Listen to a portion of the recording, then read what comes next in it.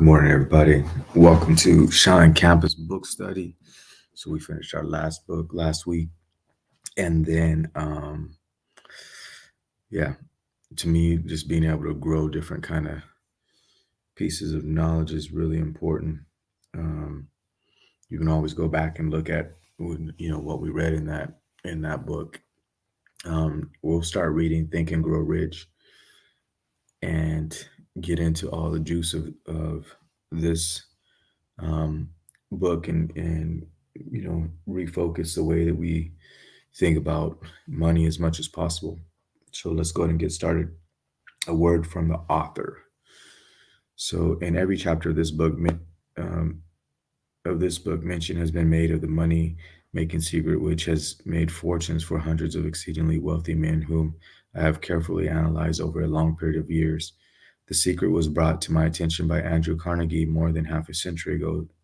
The canny, lovable old Scotsman carelessly tossed it into my mind. Then he sat back in his chair with a merry twinkle in his eyes and watched carefully to see if I had brains enough to understand the full significance of what he had said to me. When he saw that I had grasped the idea, he asked if I would be willing to spend 20 years or more preparing myself to take it to the world, to men and women who, without the secret, might go through life as failures. I said I would, and with Mr. Carnegie's cooperation, I have kept my promise. This book contains the secret after having been put to a practical test by thousands of people in almost every walk of life. It was Carnegie's idea that the magic formula, which gave him a stupendous fortune, ought to be placed within reach of people who do not have time to investigate how men make money, and it was his hope that I might test and demonstrate the soundness of the formula through the experience of men and women in every calling. He believed the formula should be taught in all public schools and colleges, and expressed the opinion that if if it were properly taught, it would be revolution. It would so revolutionize the entire educational system that the time spent in school would be reduced to less than half. In this chapter on faith, in the chapter on faith, you will read the astounding story of the organization of the giant United States Steel Corporation. It as it was conceived and carried out by one of the young men through whom Mr. Carnegie proved that his formula will work for all who are ready for it. The single application of the secret by Charles M. Schwab made him a huge fortune in both money and opportunity. Roughly speaking, this particular application of the formula was worth $600 million. These facts, and they are facts well known to almost everyone who knew Mr. Carnegie, give you a fair idea of what the reading of this book may bring to you, provided you know what it is that you want. The secret was passed on to thousands of men and women who have used it for their personal benefit, as Mr. Carnegie planned that they should. Some have made fortunes with it, others have used it successfully in creating harmony in their homes. A clergyman used it so effectively that it brought him an income of upwards of 75,000 a year. Arthur Nash, a Cincinnati tailor, used his near bankrupt business as a guinea pig on which to test the formula. The business came to life and made a fortune for its owners. It is still thriving, although Mr. Nash is gone. The experiment was so unique that newspapers and magazines gave it more than $1 million worth of laudatory publicity. The secret was passed on to Stuart Austin Weir of Dallas, Texas. He was ready for it, so ready that he gave up his profession and studied law. Did he succeed? That story is told too. While serving as advertising manager of the LaSalle Extension University, when it was little more than a name, I had a privilege of seeing J.G. Chaplin, President of the United States, use the formula so effectively that he made LaSalle one of the great extension schools of the country. The secret to which I refer has been mentioned no fewer than 100 times throughout this book. It has not been directly named, for it seems to work more successfully when it is merely uncovered and left in sight, where those who are ready and searching for it may pick it up. That is why Mr. Carnegie tossed it to me so quietly without giving me its specific name. If you are ready to put it to use, you will recognize this secret at least once in every chapter. I wish I might feel privileged to tell you how you will know if you are ready, but that would deprive you of much of the benefit you will receive when you make the discovery in your own way. If you have ever been discouraged, if you have had difficulties surmount which took the very soul out of you, if you have tried and failed, if you were ever handicapped by illness or physical affliction, the story of my son's discovery and use of the Carnegie formula may prove to be the oasis in the desert of lost hope for which you have been searching. This secret was extensively used by President Woodrow Wilson during World War I. It was passed on to every soldier who fought in the war carefully wrapped in the training received before going to the front. President Wilson told me it was a strong factor in raising the funds needed for the war.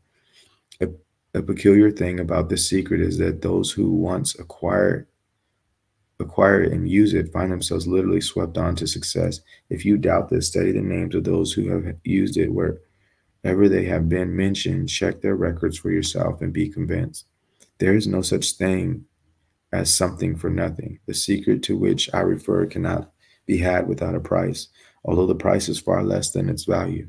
It cannot be had at any price by those who are not intentionally searching for it. It cannot be given away. It cannot be purchased for money for the reason that it comes in two parts. One part is already in possession of those who are ready for it. The secret equally well, the secret serves equally well all who are ready for it. Education has nothing to do with it. Long before I was born, the secret had found its way into the possession of Thomas Edison, and he used it so intelligently that he became the world's leading inventor. Although he had but 3 months of schooling, the secret was passed on to Edwin C. Barnes, a business associate of Mr. Edison. He used it so effectively that was although he was then making only 12,000 a year, he accumulated a great fortune. He retired from active business while still a young man. You will find his story at the beginning of the first chapter. It should convince you that the riches are not beyond your reach, that you can still be what you wish to be. The money, fame, recognition, and happiness can be had by all who are ready and determined to have these blessings. How do I know these things? You should have the answer before you finish the book. You find it in the very first chapter or in the last page.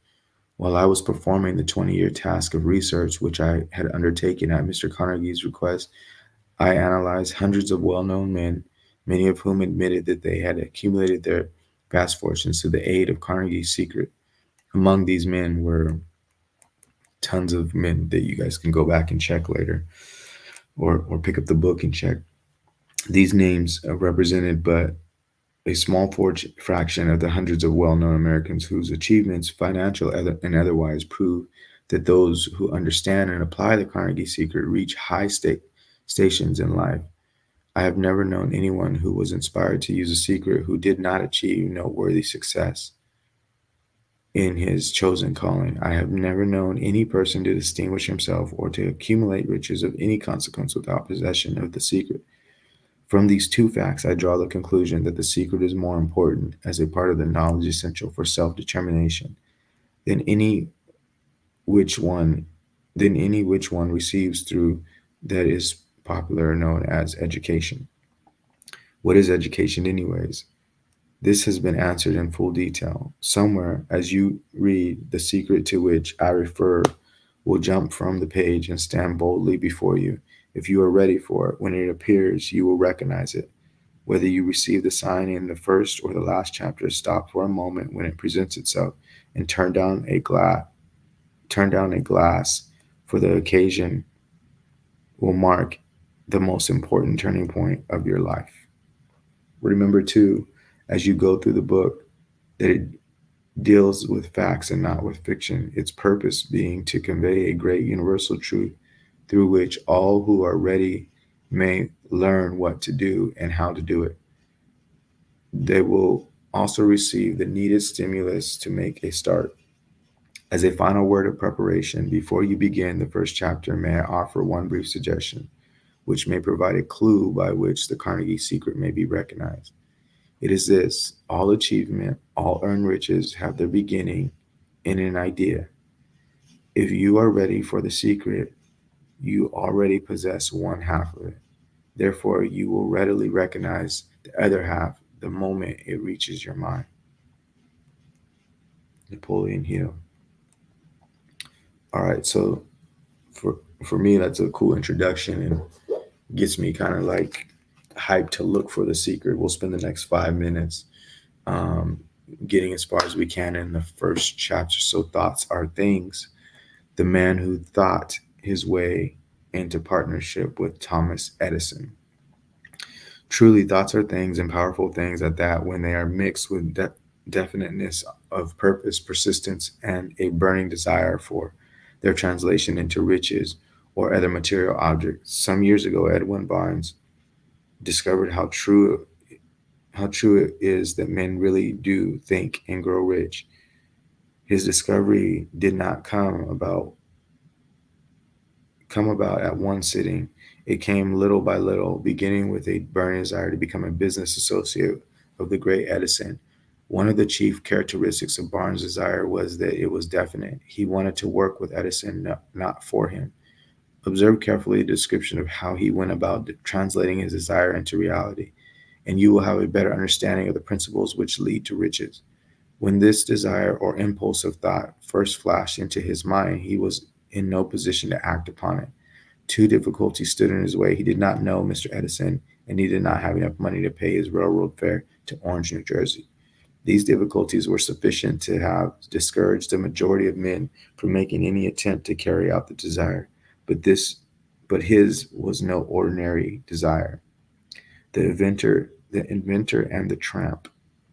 He presented himself to Mr. Edison's laboratory and announced he had come to go into business with the inventor. In speaking of the first meeting between Barnes and Edison years later, Mr. Edison said, "He stood there before me looking like an ordinary tramp, but there was something in the expression of his face which conveyed the impression that he was determined to get what he had come after.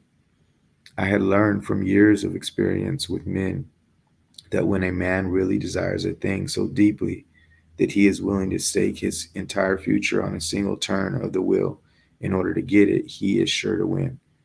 I gave him the opportunity he asked for because I saw he had made up his mind to stand by until he succeeded. Subsequent events proved that no mistake was made. It could not have been the young man's appearance which got him his start in the Edison's office, for that was definitely against him. It was what he thought that counted. Barnes did not get his partnership with Edison on his first interview. He did get a chance to work in the Edison offices at a very nominal wage. Months went by. Apparently, nothing happened to bring near the coveted goal which Barnes had set up in his mind as his definite major purpose. But something important was happening in Barnes' mind. He was constantly intensifying his desire to become the business associate of Edison. Psychologists have correctly said that when one is truly ready for a thing, it puts it in its appearance. Barnes was ready for a business association with Edison. Moreover, he was determined to remain ready until he got that which he was seeking. He did not say to himself, "Oh, well, what's the use? I guess I'll change my mind and try for a salesman job." But he did say, "I came here to go into business with Edison, and I'll accomplish this end if it takes the remainder of my life." He meant it. What a different story men would have to tell if only they would adopt a definite purpose and stand by that purpose until it had time to become an all-consuming obsession. Maybe young Barnes did not know it at the time, but his bulldog determination, his persistence in standing back of a single desire was destined to mow down all opposition and bring him the opportunity he was seeking. All right, so we will stop right there and look at this for next week. I hope you guys enjoy your weekend. We'll talk to you soon.